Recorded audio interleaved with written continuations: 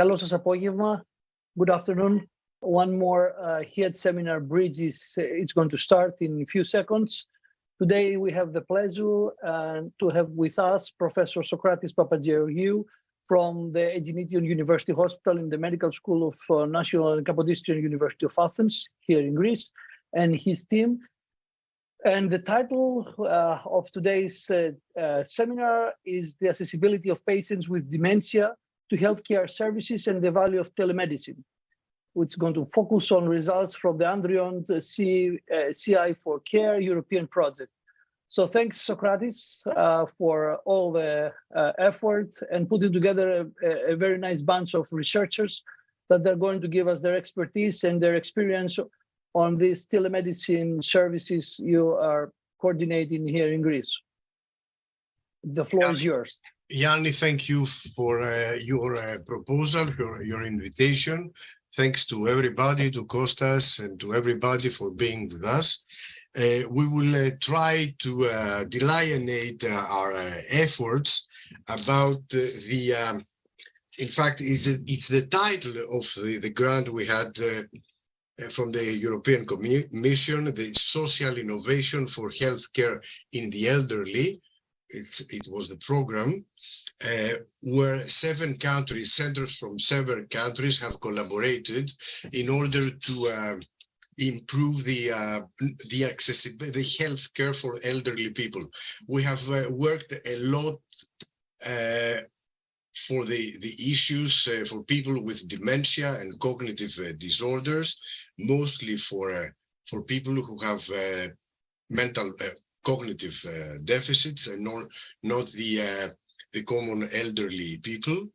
And I can say from the beginning that we have influenced the whole group, in fact, to guide them to work more for people with cognitive disorders and not for the general elderly population.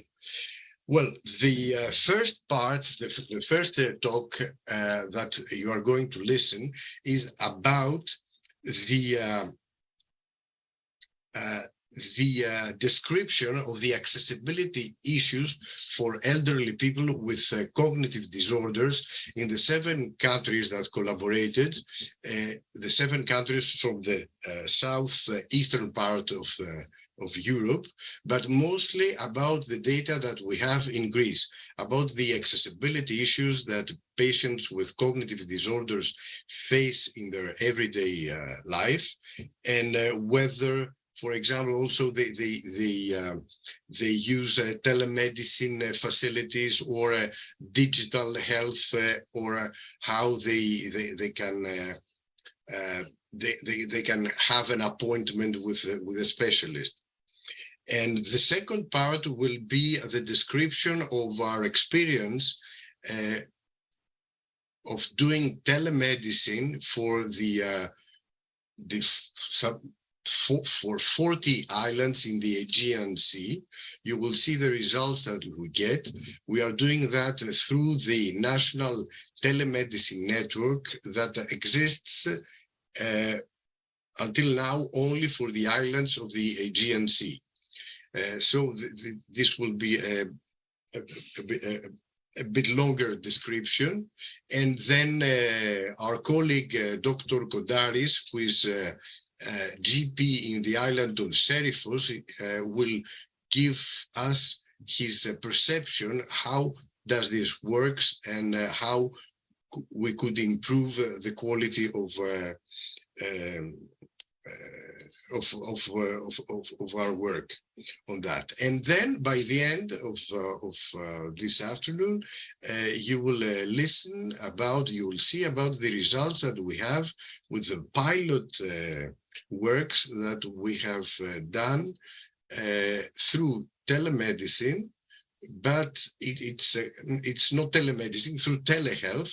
The first is the tele-exercising that Marie Bardopoulou, who is going to, in a short time, she's going to defend her PhD thesis on that, about the telemedicine efficacy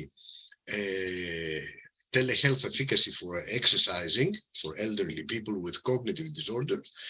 And the last speaker will be Demosthenis Pavlou, who is going to present us his data about the teleconsultation for driving in elderly people with cognitive disorders, how and whether we could help them to continue driving when they have, of course, very mild cognitive disorders. So I'm going to give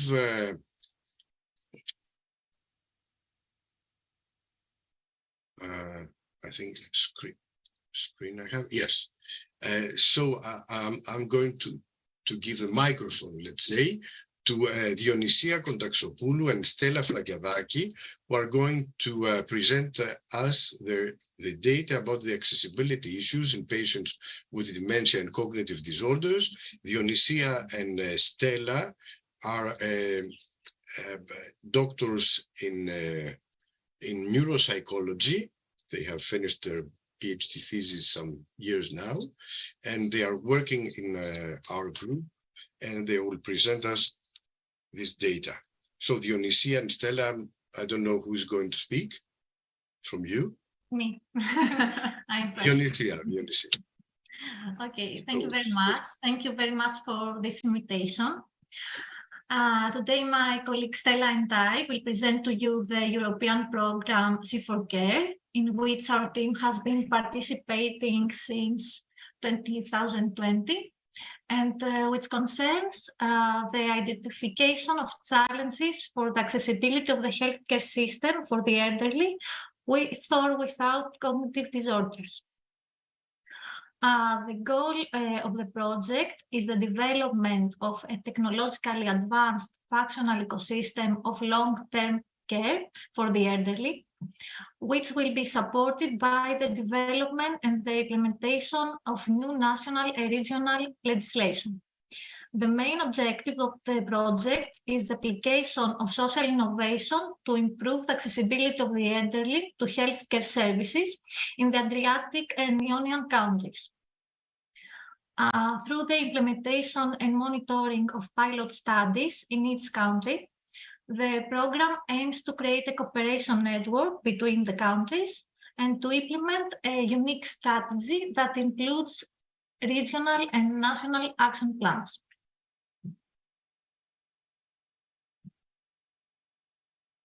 Next slide. Okay. As for the specific goals of the project, the aim was to create a collaboration between the countries to improve the accessibility of the elderly to the healthcare system, achieving a mid-term and a long-term vision in social innovation for the elderly healthcare system, and combining the best available innovative tools and solutions in a unified way to effectively deliver social and healthcare services. The project involved 10 partners from 7 Adriatic countries: Slovenia, Croatia, Italy, Greece, Montenegro, Bosnia-Herzegovina, and Serbia. Okay. Regarding our own contribution to the program, our team was responsible for the first work package of the project, which included the description and the assessment of the current state of both national and regional healthcare system of all Adriatic countries. Then we tried to identify the challenges in the healthcare system through the assessment of social changes, but also the assessment of the level and the quality of healthcare services provided to the elderly, and highlight the gaps that exist in the current national and regional policies, healthcare regulations, procedures, or protocols. So through this review and evaluation, I want the previous slide, please. Okay, a list of required actions was developed for the integration of social innovation in public healthcare. The collection of data to describe the healthcare system and the challenges was carried out in 3 different populations. Initially, we target individuals in high-level positions who play an important role in the development of healthcare policies and services. Then we collected information from healthcare professionals, people who work in the field of health and provide services to the patients. And finally, we collected also data from the elderly population, people who are over 65 years old and who benefit from the healthcare services. The following tools were developed in order to collect the data. A semi-structured interview conducted with the high-level stakeholders, and a questionnaire was also constructed and administered to healthcare professionals as well as to the general elderly population. Both in the interview and the questionnaires, the questions included the assessment. Previous slide, please. Thank you. Of the healthcare system in terms of adequacy, accessibility, coverage of financial difficulties, suitability, and in general, the response of the healthcare system to the needs of the elderly with or without cognitive disorders. Hello, everyone. Just a moment. I want to stay to the previous slide a bit. Okay, just to explain a bit more about the thematic sections of the questionnaires and the interviews. So we divided the questions into 6 broad thematic sections. The first one had to do with accessibility, which means how easily the elderly can have access to healthcare facilities and services in general. The second one had to do with affordability, and particularly how much the elderly had to resort to out-of-pocket payments, meaning how much they had to resort to the private healthcare sector to cover their healthcare needs. The third factor, of course, had to do with the impact of the COVID-19 pandemic on how this impacted the quality of healthcare that was provided to the elderly and what changes were made due to this. The other factor is the factor of ageism and how the elderly do not have equal access to healthcare services and they're not able to utilize everything that is available to them. Then we took into account the factor of social support and involvement to and from the elderly, how they could get involved in social activities and how society could also help them in their needs. And finally, we asked about the challenges that could probably emerge in the future and how advances in technology could support this new direction. Okay, so regarding the interviews, we had 34 interviews in total, 8 from Slovenia, 2 from Calabria region of Italy, 4 from Croatia, 6 from Bosnia-Herzegovina, 5 from Serbia, 6 from Greece, and 3 from Montenegro. Next slide, thank you. So according to the opinions that were expressed by the high-level stakeholders, there was consensus that the needs of the elderly were not adequately met. This means that those people highlighted the significant lack of availability of human resources, the very low integration of new technologies for the support on the provision of healthcare services to the elderly, the significant percentage of elderly people not knowing how to use, thank you, not knowing how to use the available technological devices, as well as the lack of social support. Furthermore, they address the significant financial hardships that the elderly face due to the very low pensions that most people have in Adriatic regions and the inadequate coverage of the public healthcare sector.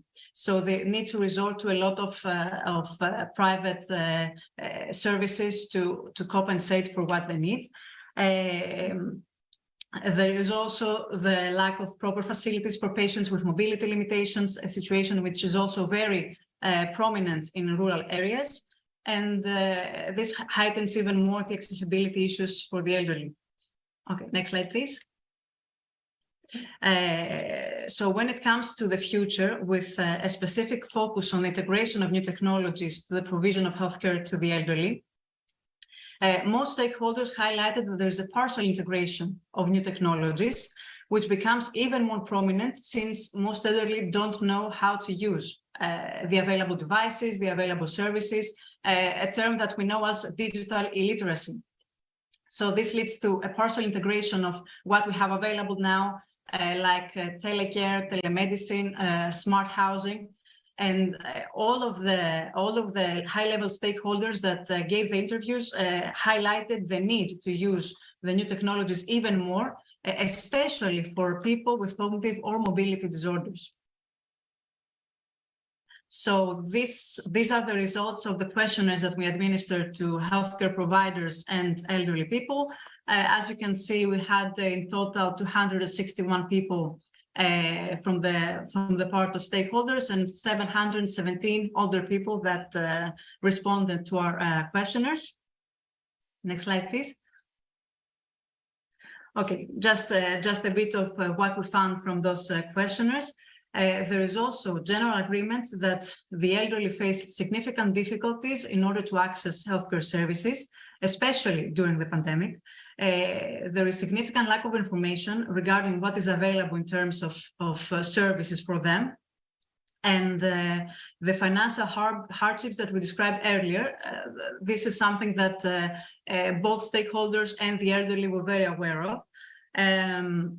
Through the questionnaires, also, there was highlighted the difficulty in accessing secondary healthcare services, which is very important for the elderly population, which may face some very specific health conditions that are not being addressed, especially in rural areas. And of course, the lack of participation and motivation for social activities, which we now know that is a very essential part of healthy aging. Next slide, please. So this is an example graph of the results that we had from the questionnaires regarding the use of new technologies for healthcare services. As you may have seen, you can see now there is extremely low percentage of how much the new technologies are being used in all Adriatic countries and regions. And it is a view that is almost unanimously agreed upon from stakeholders and the elderly alike. Next slide, please. So just to conclude everything that we have found, there are five main factors that were mostly highlighted that are impacted or impact the provision of healthcare services to the elderly. Those factors involve, of course, just a moment. Thank you. No, the next one. Okay, thank you. Those factors involve, of course, the accessibility to healthcare services and facilities, both physical and digital, because when we talk about accessibility, it's also about having access to the information about healthcare services. The issues of accessibility were very much heightened in terms of rural areas and for patients with cognitive and mobility disorders. Then we have the management aspect of healthcare, how quickly they can get an appointment on the patient side, how easy it is to book for them to make an appointment and what services are available. In terms of the healthcare providers, how they can work together to cover a wide array of healthcare conditions and how the state can support them with specific protocols and guidelines for specific conditions. Then we also have the financial factors that we have already addressed more or less. And we know that it's impossible for the public sector to cover everything that the elderly may need, both for the acute care and for long-term care. Then we also have the integration of new technologies. So we have a very big problem of digital illiteracy for the elderly, and they don't know how to use and utilize new technology. How we can incorporate telecare and smart housing, especially for patients with cognitive mobility disorders. And last but not least, how we can provide a holistic approach to elderly care, which can involve, of course, the involvement of the social community, how we can involve the elderly to the social community, how the society can also support both the families and the patients to be more active and more and have better quality of life. So this is on our side. Thank you very much for your attention.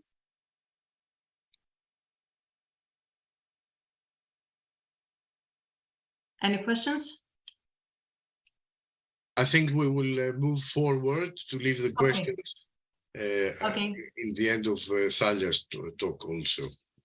Okay, thank you. Thank you very much, Stella and Dionysia.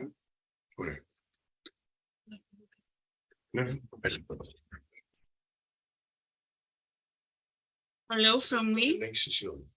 First of all, we would like to thank you very much for the opportunity to present and share with you our experience with the outpatient clinic for memory dementia and Parkinson's disease through the National Telemedicine Network, which is an initiative that is coordinated by Professor Socratis Papageorgiou in the first department of neurology in the Eginition University Hospital of Athens.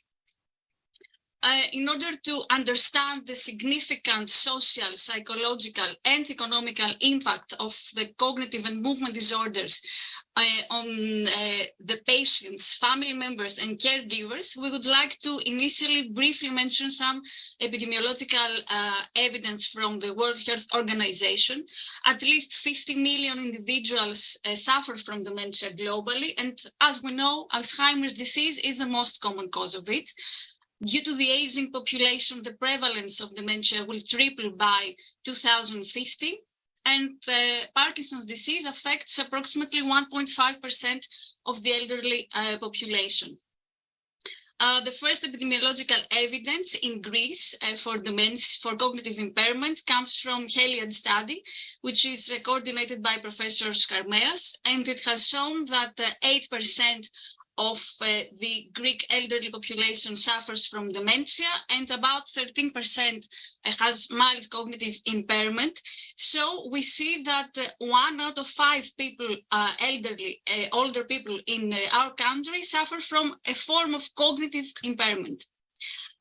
Now, as previously shown by Dionysia and Stella about the results of the Safer Care European project, a very large proportion of the elderly population with cognitive impairment in the Adriatic-Ionian region countries, including our country, has limited access to specialized healthcare. And this is especially true for those living in remote and rural areas. In addition, the use of telemedicine and new technologies is very low among these individuals. And during the pandemic, the public healthcare system didn't respond adequately to the needs of these people. Now, let's see the definition of telemedicine according to the World Health Organization, which is the provision of health services by healthcare professionals where distance is a critical factor, using information and communication technologies for 3 main aims. First of all, the diagnosis, treatment, and prevention of diseases and injuries. Secondly, the continuing education of health professionals. And thirdly, the research and evaluation of health services. Now, as it was seen in a recent published review of our research team supervised by Professor Papageorgiou, telemedicine can actually improve all the 7 dimensions of quality of healthcare as defined by WHO, which are effectiveness, people-centeredness, equitability, efficiency, safety, timeliness, and integrated care. And in particular, most studies have demonstrated that telemedicine can improve the access to specialized care, can contribute to a more accurate diagnosis, evidence-based treatment, avoidance of preventable hospitalizations, reduction of waiting times and unnecessary transportations, personalized care for the needs and values of the patients and the caregivers, appropriate treatment with fewer side effects, reduction of infection risk. It also allows for an interdisciplinary approach through the connection of several dementia-related services. It is efficient and cost-effective, and it also helps overcoming geographical barriers and cultural diversities also, which is a very important factor for equity. On the other hand, some important potential barriers include the digital illiteracy among patients, family members, and also some healthcare professionals, legal and organizational issues also, and the limited awareness of the telemedicine services. Now, let's see briefly the National Telemedicine Network of Greece, which is the most integrated telemedicine service in our country. It was developed by the second Regional Healthcare Administration of Piraeus and the Aegean Islands in 2016. It now includes at least 57 telemedicine stations in the general hospitals or regional health centers in the islands of the Aegean Sea, and it mainly aims to provide video-based synchronous medical support of various specialties like dermatology, endocrinology, neurology, psychiatry, etc., to patients living in the Aegean Islands.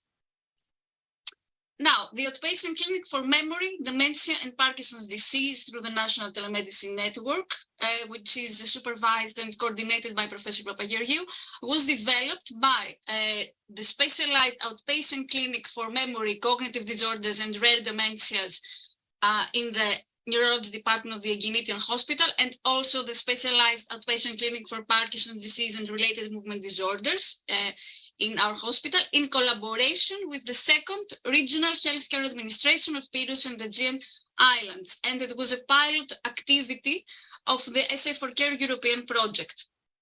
The aims of this tertiary telemedicine unit are to provide equal specialized care for patients with cognitive and movement disorders living in the Aegean Islands for diagnosis, monitoring, and treatment, to contribute, and also to contribute to the education of the healthcare professionals of the periphery, general practitioners, nurses, psychologists, social workers, to investigate if this approach is feasible, acceptable, and effective in the Greek population, and to expand this service probably in other areas and specialties. Now, our unit consists of neurologists, psychiatrists, and neuropsychologists, who are specialized in the cognitive and movement disorders. The examination is performed through synchronous video conferencing with a high-resolution camera. Importantly, the communication is through the National Public Administration Network called SISEFXIS, which ensures data security for patients.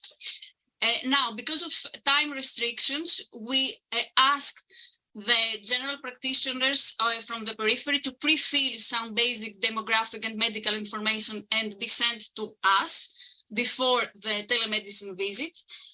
In addition, the presence of a healthcare professional is preferred during the exam, and this telemedicine unit started its operation in March 2021. Now, the structure of the telemedicine visit includes a medical history, neurological examination, a detailed neuropsychological assessment, and final instructions for pharmacological and non-pharmacological treatments, laboratory and neuroimaging examination, and the planning of the follow-up. The tests and specific parts of the exam have been selected based on literature evidence. For example, some general guidelines from the American Academy of Neurology and our experience. Unfortunately, there is currently lack of official guidelines and a standardized protocol for the neurological and neuropsychological examination of patients with cognitive or movement disorders.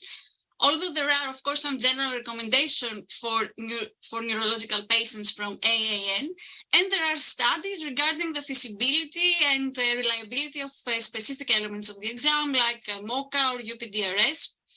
And in a review that is going to be submitted, we have our team has reviewed the neurological examination via telemedicine, focusing on movement disorders. Now, we have also designed and given to patients up to mild stages of dementia, caregivers and healthcare professionals some questionnaires about their satisfaction with this service. There are 10 questions, and there are also some space for comments or recommendations for improvement of this service. And these questions were based on the literature covering the main telemedicine aspects. Now, during this 2-year period until March 2023, we have totally conducted 119 telemedicine visits, 68 first visits and 51 follow-up. visits. The majority of visits were of patients with cognitive disorders. The mean age was 68 years. 62%, about 62% were women, and about half of our visits were conducted with Rhodes, with the General Hospital of Rhodes, which has the peculiarity that this is a neurology department, and our communication was with a neurologist, in contrast to the other islands, Kythera, Amorgos, Tinos, Inusas, and others, where our communication was with the general practitioners or the rural doctors. Now, regarding the results of satisfaction questionnaires, as we see here in the table, most patients, caregivers, and health professionals were generally very satisfied with this service, in general, and also in the particular aspects of telemedicine, including the improved access to specialized care, the effective communication, convenience, reduced number of transportations, reduced cost, adequate follow-up, their perception about how reliable was the medical assessment, the improvement of their general health status, and the future selection of telemedicine. Here are three graphs which show the satisfaction of, in the first graph, patients, in the right above, caregivers, and the right below, the healthcare professionals. The yellow parts are the highest degree of satisfaction, and here we can see that compared to patients and caregivers, the healthcare professionals are generally less satisfied with most aspects of the telemedicine telemedicine. Now, some comments and recommendations for improvement. For example, more people need to be aware of your telemedicine clinic. It is very important help. I feel that somebody understands me. Another patient said, thank you very much. I feel that I'm not isolated with this way. I would like more frequent visits. We didn't feel uncomfortable. We felt that something can be done for us in the island remotely. Your assessment was right and felt I can trust the doctors in this way. I hope all people take advantage of the provision of telemedicine in order for their medical conditions to be solved. I wish telemedicine would be possible for more medical specialties and for more remote regions. Your work is excellent, and others. And these results we described are under review also. Now, it's important to mention that this initiative, which, as said before, was a pilot activity of the Sci4Care project, won the first prize in the section of health and social issues as the best applied idea by the Ministry of Digital Governance for the previous year. And this is a photo of our team on the right. Now, some barriers and challenges. First of all, it's very important that there is an absence currently of a legal framework for the provision of telemedicine services in Greece. In addition, the limited awareness among the residents of the islands about the telemedicine services. Thirdly, the lack of official guidelines on the neurological examination of patients with these disorders. The limited engagement of the general practitioners of the regional centers, because because of lack of time, there is no so specific reimbursement for their engagement in this activity. And the fact that a stronger collaboration is rather needed with the local authorities, the municipalities, etc. However, we should mention that we have a very strong collaboration with, as we said before, with Rhodes, with the neurologist in the General Hospital, Andreas Papandreou in Rhodes, and many visits were with them. Now, some of our future plans. In order to increase the awareness of the people in the islands about our service, we plan to organize some on-site visits in the islands in order to inform the patients, caregivers, and healthcare professionals about the service. We want to also organize some online campaigns for the same purpose. In addition, we want to enhance our collaboration with other societies and initiatives, for example, the mobile medical units from Stavros Niarchos Foundation, with the significant help of Professor Nikolaos Karmeas, the program Health for All, with the help of Professor Papageorgiou and other societies like Alzheimer's Association, Society of Digital Medicine, medical schools, etc. In addition, we want to more effectively incorporate some non-pharmacological interventions like the tele-exercise program, which is going to be presented later by Marie Bardopoulou. And also, we're going to enhance our collaboration with the telepsychogeriatric program Professor Politis has organized. In addition, we want, of course, to continue and possibly expand the operation of our unit. Here is an example of a poster on the left, which we try to give to the residents of the islands to inform them about our service. And finally, we are very happy to mention that our research proposal has been selected for funding for the next 2 years from the Hellenic Foundation for Research and Innovation. It's called Telecognition, and it mainly aims to the development and assessment of an innovative telemedicine model for patients with cognitive disorders in remote regions. The principal investigator is Professor Papageorgiou. And some other aims include also the identification of facilitators and barriers of the use of telemedicine for these patients, the development and implementation of a modified version of the MAST model for the evaluation of these telemedicine services. And this model will be specialized for patients with cognitive disorders because they have some peculiarities. And also, another aim is to find how we could better raise the awareness among the patients, caregivers, healthcare professionals about the service, and finally to develop a plan in order to help maybe the Ministry of Health, for example, maybe for a legislation protocol for cognitive disorders. Thank you very much for your attention. And if you have any questions, of course, me and Professor Papageorgiou can ask you. Thank you. Can answer. Stella, thank you very much. I think it would be better to continue with Dr. Kontaris, who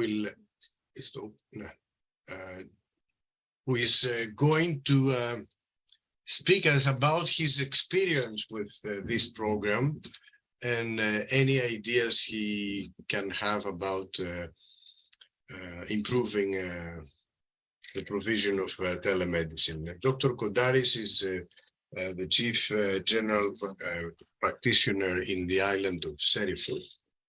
Dr. Kontaris, thank you for being with us.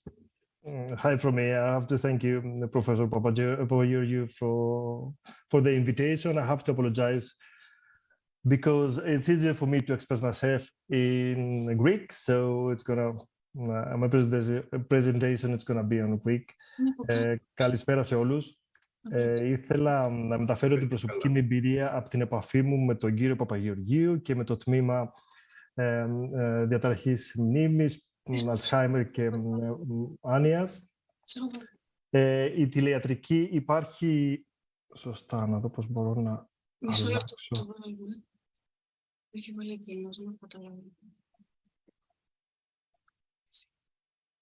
Έχω τη δυνατότητα να ελέγχω... Μπράβο. Νομίζω, ναι. Το δείχνουμε εμείς. Μια χαρά. Ωραία. Ας πάμε στην πρώτη διαφάνεια. Ωραία. Η Σέριφος είναι ένα από τα μικρά νησιά των Δυτικών Κυκλάδων. Έχει 1.250 μόνιμους κατοίκους. Ακτοπλοϊκώς απέχει περίπου 2,5 με το γρήγορο, 5 ώρες με το απλό πλοίο. Το ιατρείο του Σερίφου είναι μοναδική δομή υγείας στο νησί. Είναι πανδρωμένο, στελεχωμένο με ένα γενικό γιατρό, 2 ιατρούς υπηρεσίας υπαίθρου και 1 νοσηλεύτρια. Το μεγαλύτερο ποσοστό του πληθυσμού είναι υπερήλικες, ηλικιωμένοι ασθενείς. Και η τηλεατρική τοποθετήθηκε στο ιατρείο μας περίπου πριν 2 χρόνια. Ένα μεγάλο πρόβλημα στη χρήση της τηλεατρικής, εκτός από την αμφιβολία και τη γνώση των δυνατοτήτων που έχει η τηλεατρική, ήταν η υποστελέχωση. Δεν υπήρχε χρόνος αρκετός έτσι ώστε εγώ προσωπικά να ασχοληθώ με το εργαλείο τηλεατρική και τι αυτή μπορεί να μου προσφέρει. Ύστερα από πρόσκληση τέλος πάντων του Υπουργείου και κατάλληλη στελέχωση στο ιατρείο, βρέθηκε αυτός ο χρόνος και ξεκίνησα να χρησιμοποιώ το εργαλείο της τηλεατρικής προκειμένου να παρέχω εξειδικευμένες υπηρεσίες υγείας στους ασθενείς μας. Να περάσουμε στη δεύτερη διαφάνεια.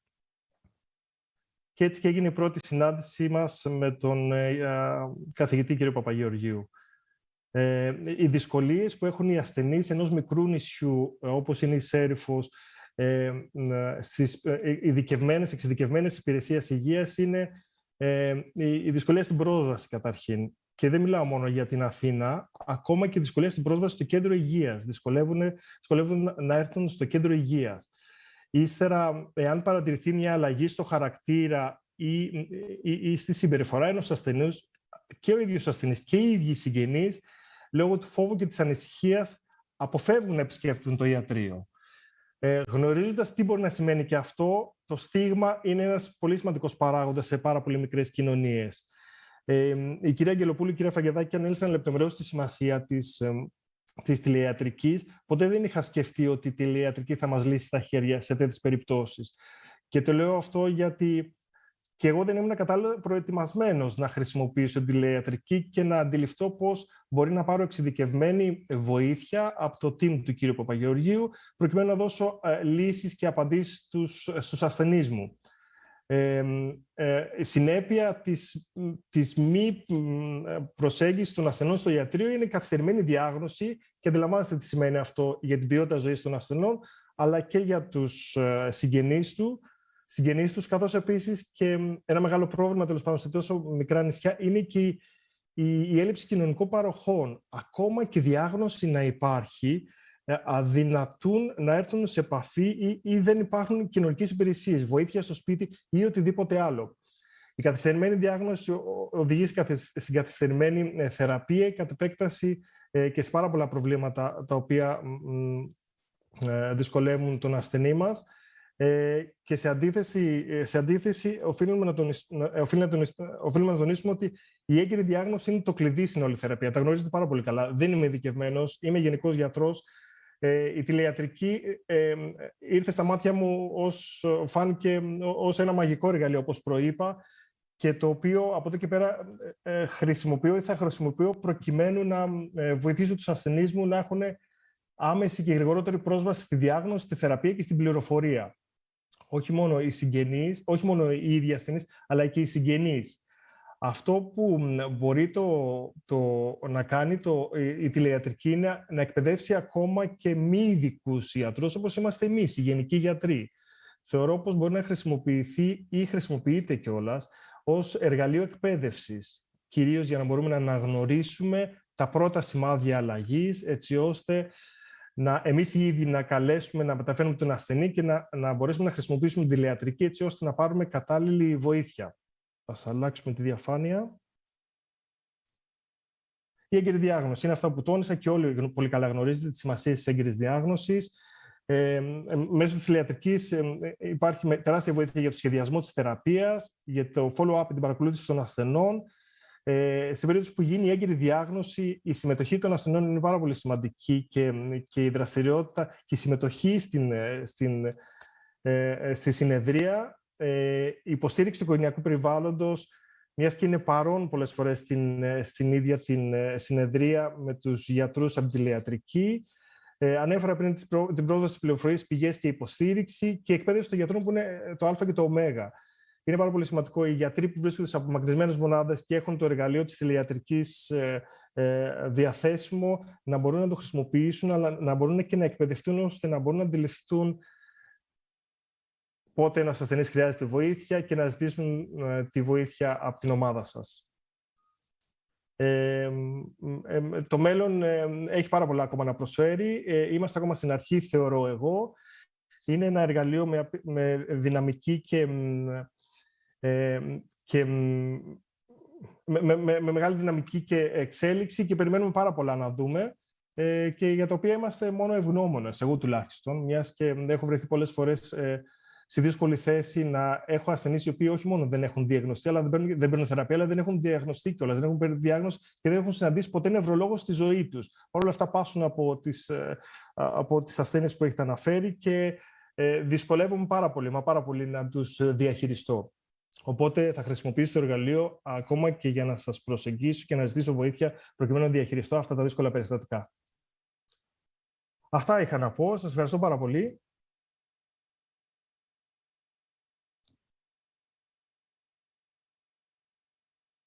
Κύριε Κοντάρη, σας ευχαριστούμε πάρα πολύ. Χαρήκαμε πάρα πολύ για την παρουσίαση που κάνατε. Εγώ τουλάχιστον πήρα έτσι και μια πληροφόρηση για το πώς δουλεύει και θα δώσω ένα παράδειγμα το οποίο συγκινήθηκα πραγματικά. Ήρθα στην Σέριφο με το πρόγραμμα Υγεία για Όλους και επισκέφθηκα λοιπόν να δω ασθενείς. Ο πρώτος ασθενής που είδα ήταν αυτός που μας είχατε παραπέμψει και τον είχαμε δύο φορές μέσω τηλεϊατρικής και συμμετείχατε κι εσείς. Αυτό που με συγκίνησε ήταν ότι είδα ότι είχαμε βάλει τη σωστή διάγνωση στον ασθενή, με τα φάρμακα ήταν καλύτερα, με τις οδηγίες που τους δώσαμε ήταν καλύτερα στην οικογένειά του, έχει σημαντική υποστήριξη και μου έκανε μεγάλη εντύπωση γιατί δείχνει ακριβώς αυτά που είπατε, την καθοδήγηση και των συγγενών. Όταν είπα στη γυναίκα του ότι ξέρετε να τον σηκώνετε αρκετά όπως είπαμε για να μπορεί να σταθεί, να κάνει μερικά βήματα, μου απάντησε ναι, τον σηκώνω όπως μου δείξατε γιατρέ μου, αλλά δηλαδή μέσω της τηλεϊατρικής είχα μπορέσει να τις μεταδώσω με ποιο τρόπο κρατάμε τον ασθενή και αυτό τη βοήθησε πάρα πολύ γιατί μπορούσε να τον σηκώνει να κάνει μερικά βήματα. Ένα έτσι παράδειγμα που το βρήκα έτσι πολύ συγκινητικό, ότι μπορούμε ακόμα και να δείξουμε το πώς κρατάμε τον ασθενή για να τον βοηθήσουμε. Αυτά θέλω και για να μην μακρηγορώ, ας βάλουμε τη συζήτηση σε όλα στο τέλος. Να μας μιλήσει έτσι σύντομα η κυρία Μπαρδοπούλου για την εφαρμογή του telehealth πλέον, όχι telemedicine, για το πώς η τηλεάσκηση θα μπορούσε να εφαρμοστεί σε τέτοιους πληθυσμούς. Θα μιλήσει για την εμπειρία της. Μαρή, σε ακούμε με πολύ ενδιαφέρον. Hello from me. Thank you, Professor Papageorgiou, for this invitation. I will present you the pilot program of tele-exercise that we did last year. It starts last year and it continues. So let's see what happened with this very nice and new program.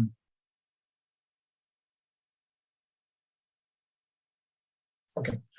This program is a tele-exercise program for the elderly and patients with cognitive disorders and dementia.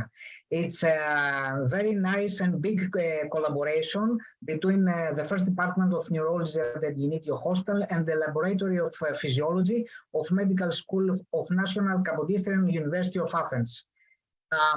In this collaboration, we had also the first team with collaboration of with the Medicine de Mont, Greece. They give us the first team for this tele-exercise program. Next, please.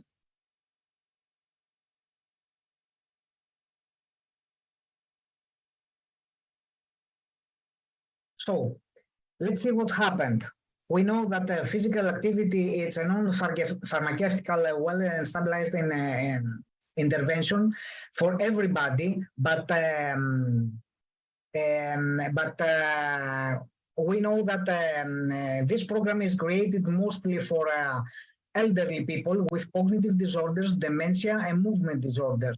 The main aspect that we wanted from this program is to improve the mobility and fitness of the elderly, falls prevention, that is the big program, the big problem for the elderly people, to improvement cognitive function and everyday functionality and the quality of life. the socialization of elderly population, interacting with specialized staff and other elderly was also something very good. The challenges now, the elderly of remote areas have limited access to secondary and specialized health care, as well as other social healthcare services. And you can imagine what happened with exercise and other physical activities programs. So the use of new technologies for this kind of population is very, very difficult. Previously, please. Thank you. So we had also the problem with the new technologies. Greece, it's a big country with small and isolated islands and mountains area with 100% of elderly inhabitants and understandable health centers, but with no programs with exercise and physical activities. And of course, the COVID pandemic, it was the biggest problem, and everybody closed in the houses. So what we did, we designed and we created and designed this program for the elderly, because the individuals don't have to go anywhere out of the houses and staying in the house with very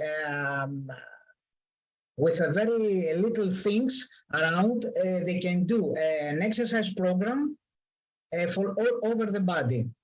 So we had to take the ethical approval.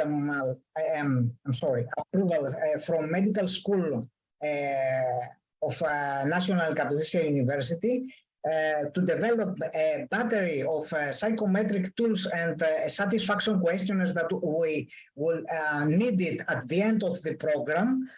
Selection of the appropriate physical fitness assessment test to be administered, and it has to be very easy, use it online, and quality evaluation of the technical equipment is the main activity. Next, please.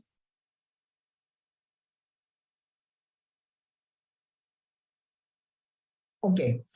What about the program? The individual was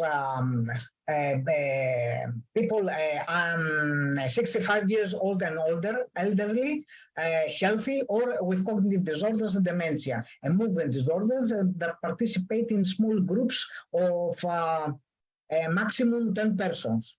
The tele-exercise intervention was 2 to 5 days per week. The duration was 15 minutes per intervention, and the type of exercise that we use it is exercise, resistance, and balance trainings in accordance with WHO guidelines. Actually, the program was the program did it from a specialized healthcare professional of the Department of Experimental Physiology. Next, please.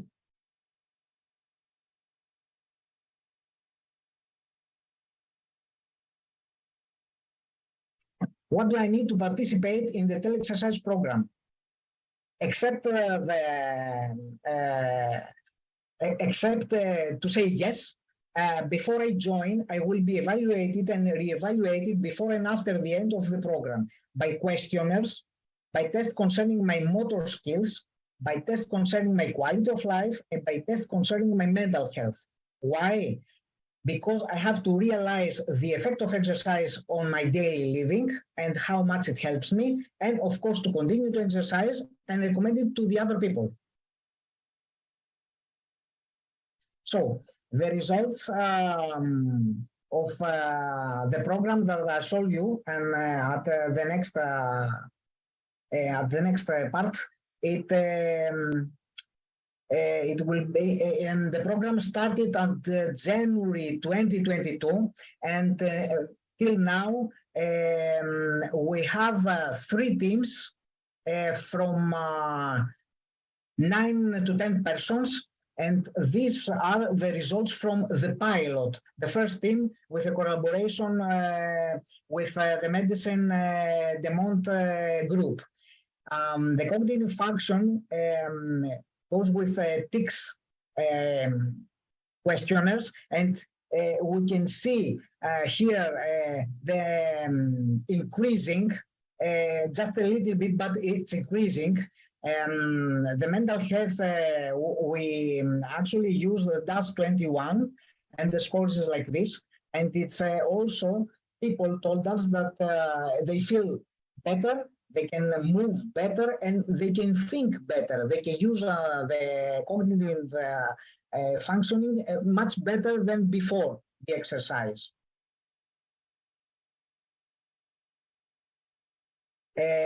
Those are the scores from SF36 questionnaire, that is for quality of life. And the next slide is the percentage scores. And we can see the increasing after 3 months, I think 4 months of the program, exercise program. Next, please. And also for functional capacity, we use Too Easy being online test, 30-minute sit-to-stand test for lower body strength, and balance, bed balance scale for the balance. So we can see a little bit increasing.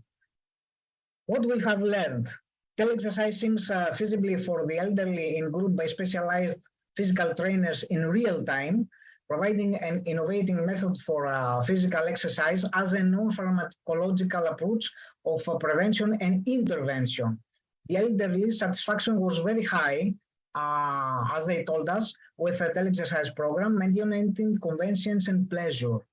The opportunity to be trained in groups, allowing a social interaction, might have increased their motivation, and the motivational and encouraging approach of the specialized physical trainer is extremely important for their satisfaction and regular participation in the program. Next, please.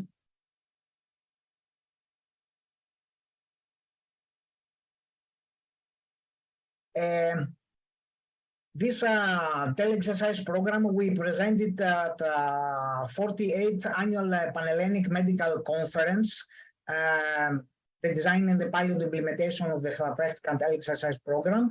And also we took the third awards in the Healthcare Business Award for this teleservices program for individuals above the age of 65 years and patients with cognitive impairments last year, 2022.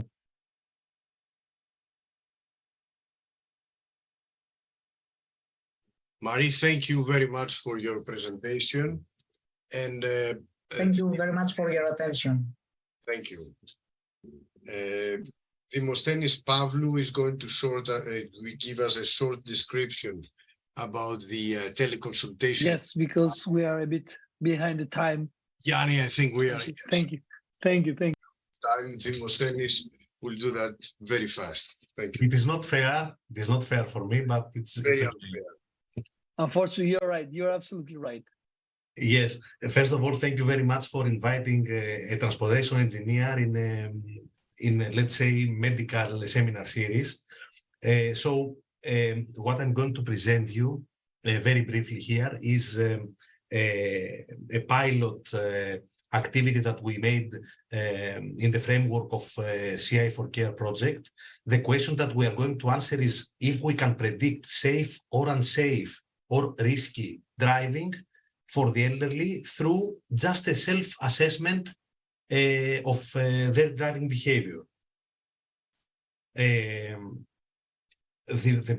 aim, the general objective of this study was to obtain practical knowledge that will improve what we know now and what we use now as driving recommendations in the procedure of renewal of driving licenses in order to enhance driving safety among the older drivers, the ones that are more than 60 years of age. but how are we going to do that? The methodology, very briefly, is by correlating a driving behavior questionnaire, with some objective driving performance indicators through a driving simulator experiment.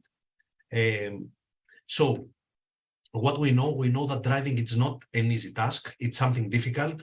It requires a lot of activities at the same time and a wide range of individual skills.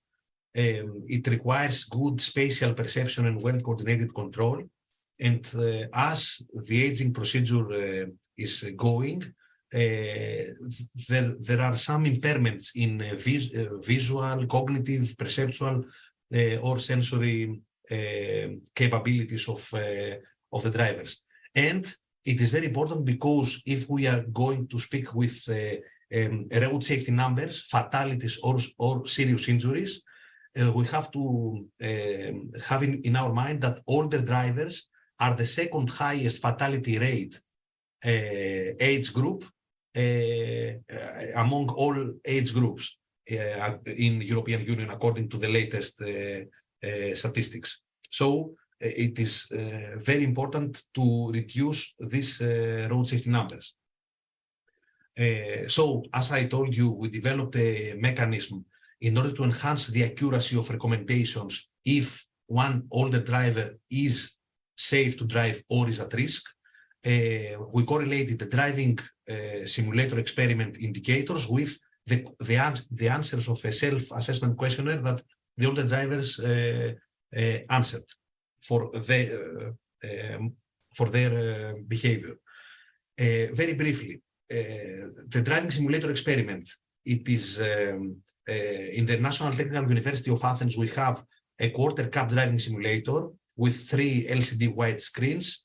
A lot of people, more than 100 older drivers with some cognitive disorder or without some cognitive disorder took part in this experiment. They drove in a rural environment, in an urban environment.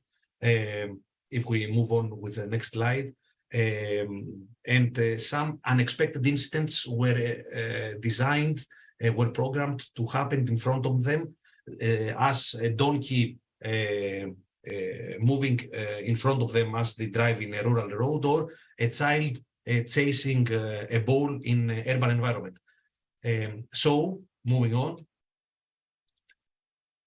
what we can calculate from this driving experiment procedure is the mean speed, the probability of having an accident, the reaction time, and the driving errors that all the drivers made. In parallel, the self-assessment questionnaire included some questions like, do you avoid driving alone in your life? How many times in the last 6 months did you avoid driving because you were afraid of your driving skills? Or compared to 5 years ago, how would you rate now your driving performance? Some self-assessment driving questions like that. Let's go to the results to see some very interesting, in my opinion, results. In the question, how would you assess your driving performance now in comparison with 5 years ago? We can see that the older drivers that answered much worse, they admitted that now their driving performance is deteriorated, had actually the slowest mean speed. And the older drivers that agree that they have difficulties in perceiving vehicles and pedestrians that suddenly approach in front of them, the ones that answered very often, were the ones that once again had the lower mean speed, meaning that they know that they have some, they know and they admit that they have some difficulties, so they try to compensate this behavior in order to be safe by lower down their driving speeds. But let's see if these strategies it is something important or not. No, in the previous slide. the ones that they admit that they had worse driving performance in comparison with 5 years ago, they had 3 in general as an average 3 driving errors in their driving route, three times more than the ones that answered better. In the next slide, we can see that the worst reaction times, the older drivers that admitted driving difficulties had the worst reaction times. As we see, more than 2 seconds. These are milliseconds, because you see approximately 2,500 milliseconds. And the ones that admitted difficulties in perceiving vehicles and pedestrians approaching suddenly in front of them, more than 3 seconds reaction time. In the last figure, we can see that in case of an unexpected incident, your reaction time is very slow. They admit that they had reaction time. Indeed, they had the highest reaction time.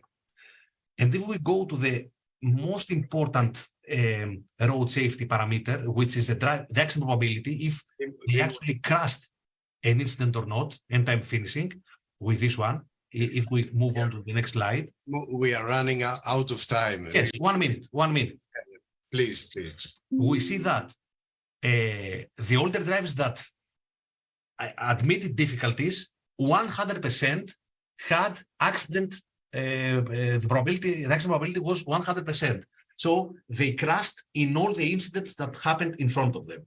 So in order to conclude, it seems that there are clear patterns which all the drivers follow in their self-assessment answers, which indicate unsafe driving behavior.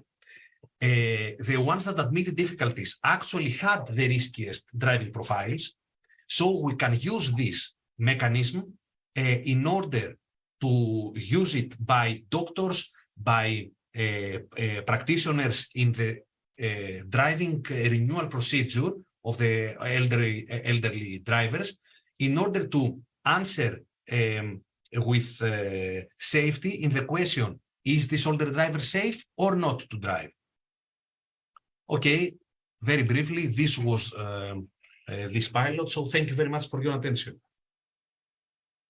Thank you very much, Demostheni, for your excellent description. And thank you all for talking about these issues. And please, Dr. Sotiropoulos. Yes. Discussion now. Thanks. I would like to thank all the speakers. It was a difficult achievement, I think, to put so different expertise, and I think I have to congratulate Socrates Papageriou for that, as well as all the speakers. I know it's a big issue, it's a big program, and you had to really limit your numbers. I know you have done a lot of nice collaborations with different members of the HIAAD, like Professor Vlamos, I can see here, Professor Karmeas, and this really shows the different possibilities and future perspectives of these initiatives to different directions, not only with HIAAD members, but also with other researchers in Greece and abroad. And I think this is a great opportunity for us to see these new trials, which we have started many years ago, but now it is incorporated and growing. So I think Professor Vlamos would like to ask something, or if I'm wrong, I have the first question. No, Pano, okay. No, it's okay. Excellent talk, excellent. Okay, so is there any questions from the audience or anything in the YouTube? If not, I can start actually with one. Like, how do you think you can incorporate this to bigger scales? And is it possible, for example, through the HIAAD and to, let's say, keep the data you're having in your hands in order to be post-processed from different units?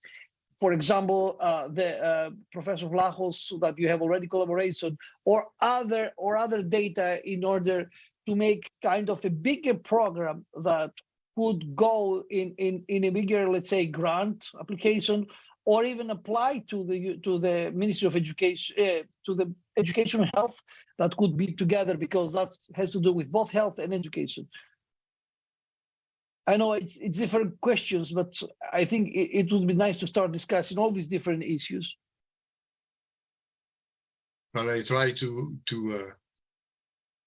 reply. Yes, thank you, Yannis. Yes, I think you got the meaning of our presentation, which is beyond showing that we have data about serving people, about the equity question for the population in the remote areas.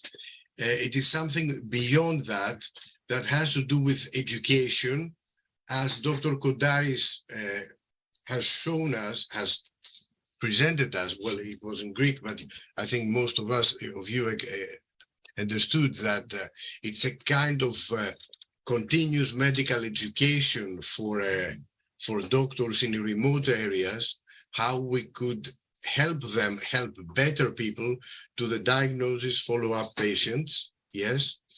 And then there is a link with research work. This is a link for research work for communicating with people from remote areas, having cognitive disorders, having dementia, so to give them the correct diagnosis, but in the same time, reply to questions about the frequency of dementia in these areas and the different aspects. And then we can go even beyond that by collaborating and even having biological samples, blood samples of these people, and having in the same time better diagnostic tools to serve them, and also help them participate in research works, like, for example, Nikos Karmeas, the epidemiological study that he's doing. It gives the opportunity to have an epidemiological study even in the remote areas. And I will finish by giving you an example. How can we proceed with the collaboration that we have with Rhodes, the island of Rhodes? We had a patient that we said, well, it is important for him, 50 years old, demented. He had his MRI scan there, but he was hospitalized. They had the lumbar puncture in the hospital of Rhodes, and they sent us the sample. So he participated in a research project, and in the same time, he had the results that he definitely had Alzheimer's disease by the analysis of the biological markers. And this was, it was not paid by the patient, but from the health service. So there are links for education, services, research, everything. Thank you very much. How difficult was, Socrates, how difficult was to achieve and make it work?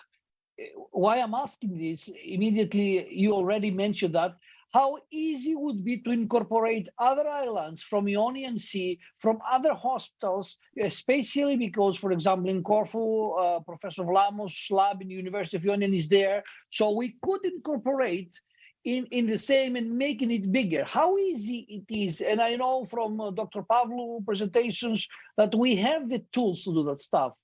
But how easy it is, and how ethical issues about processing human data could be raised outside the existing program now? Well, a good question. You know very well, Yannis, that it is definitely difficult. Everything in Greece is definitely difficult. And why it is? Because we are going slowly as a country. Even when we have the means. Even when we have the means, we don't have the methods, if I can say. We have big problems of communicating. We have big problems of motivating people. We have big problems where people are not, even colleagues are not using the telemedicine facilities because they haven't been informed about it. Exactly. They haven't yes. educated.